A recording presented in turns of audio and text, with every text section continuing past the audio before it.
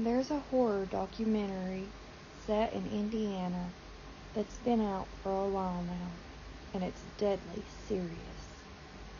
The demon house itself is in Gary, Indiana. It made national headlines after resident Latoya Ammons made claims of demonic sightings, possession, and even reported her son walking up the wall backwards. Many called Latoya's account fake, but it was enough to convince former Gary Police Captain Charles Austin, an Air Force veteran, and was also enough to get Zach Bagans to purchase the home without even seeing it. Here is Latoya and her family's story. Latoya and her family claim to have experienced demonic possessions that began when they moved into what is now known as the House of Demons. In November 2011, Latoya Campbell, which is Latoya's mother, and her 3 children moved into a new rental home in Gary, Indiana. But just a few days later, they started to experience a number of bizarre and unsettling incidents. The family started noticing huge black flies clinging to their screened-in porch, despite the frigid cold temperatures. They tried to kill the flies many times, but they always came back. Then, they started hearing footsteps. Countless late nights, both Latoya and her mother reported hearing movements from the basement, as if someone was walking up the basement stairs and creeping into the kitchen. But there was no one there. Once, they even locked the door connecting the basement and the kitchen. They still continued hearing the ghostly steps. Things took an even darker turn when Latoya's mother woke up one night and saw a shadowy figure pacing the living room. Despite these disturbing events, Latoya and her family tried hard to adjust to life in their new home.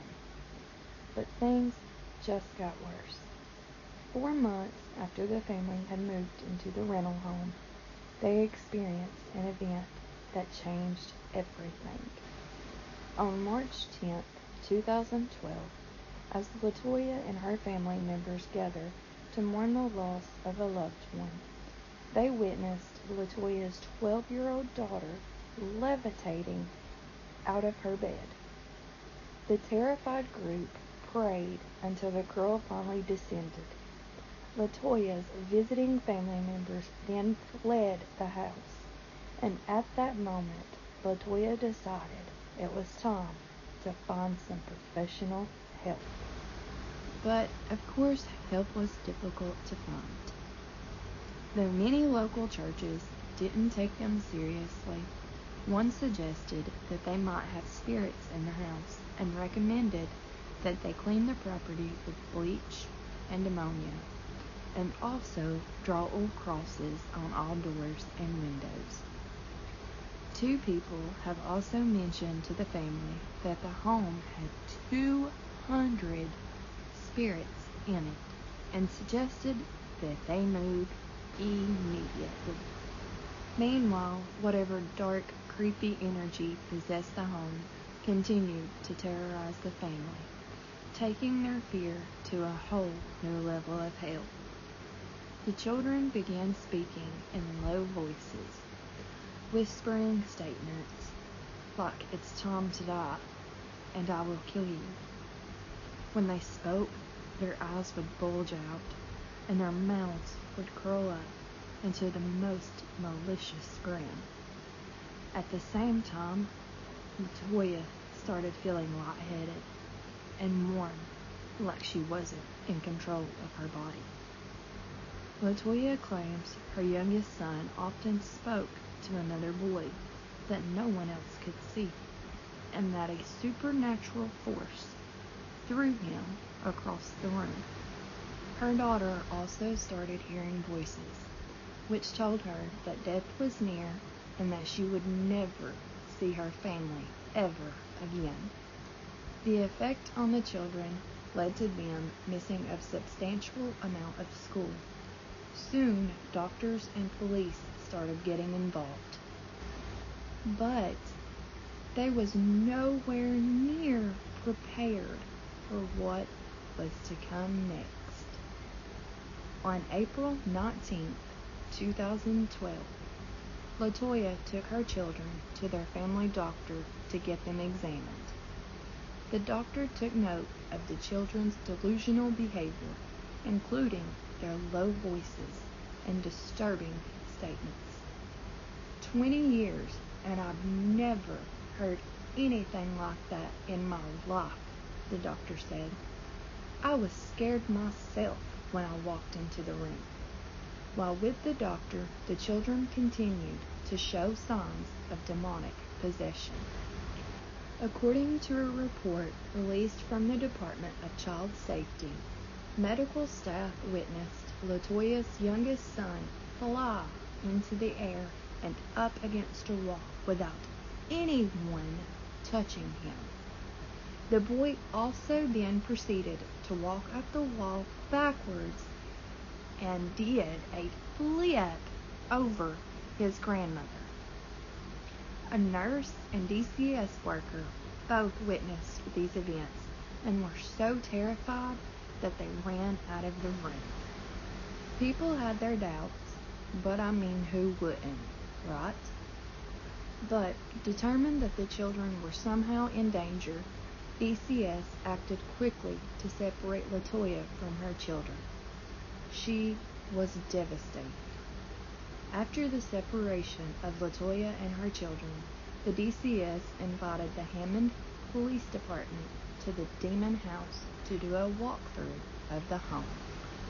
While inside with Campbell, the police noted a number of bizarre incidents themselves.